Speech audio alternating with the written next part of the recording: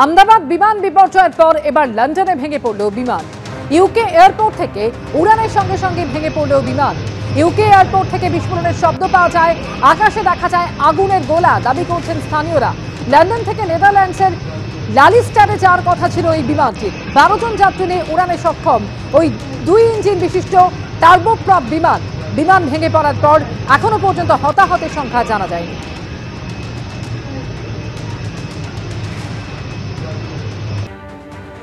তৃণমূল বিধায়ক লাভলি মৈত্রর বিরুদ্ধে শিক্ষাগত যোগ্যতা নিয়ে মিথ্যাচারের অভিযোগ।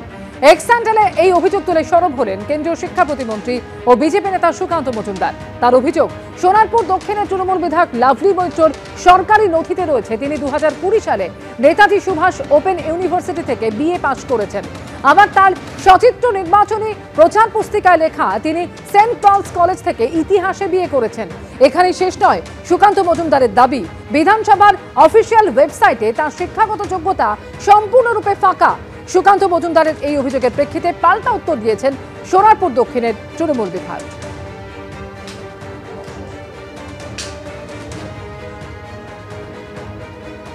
জানতে চেয়েছি সত্যিটা কি।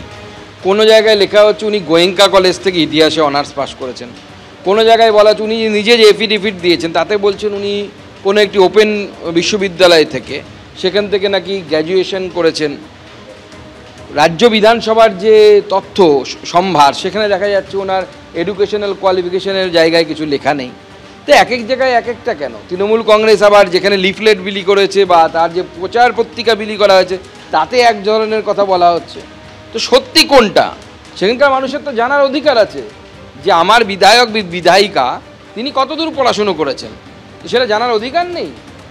সাধারণ মানুষের তো জানার অধিকার আছে। তো এই ধরনের বারবার মানুষকে বোকা বানানোর চেষ্টা করেন। আমাদের প্রশ্ন হচ্ছে এটাই, কি মমতা বন্দ্যোপাধ্যায়ের এরা পদাঙ্ক অনুসরণ করে বলে এরকম জালি পিএইচডি ডিগ্রির মতো কি সবাইকে জালি ডিগ্রি দেখাতে হবে বা জালি ডিগ্রির কথা বলতে হবে নাকি? কোনো একজন হাফ প্যান্ট মন্ত্রী কেন্দ্রের তিনি আমার সম্পর্কে কিছু ওনার এক্স হ্যান্ডেলে বোধহয় প্রকাশ করেছেন। সরকারি নথি অনুযায়ী ইলেকশনে যখন আমি প্রার্থী হয়েছিলাম, নমিনেশন ফাইল করার সময় সরকারি নথিতে পরিষ্কার উল্লেখ করা আছে যে নেতাজি সুভাষ ওপেন ইউনিভার্সিটি থেকে আমি আমার গ্র্যাজুয়েশন কমপ্লিট করেছি এবং সেটা তথ্য প্রমাণ সমেত সবটাই দেওয়া আছে।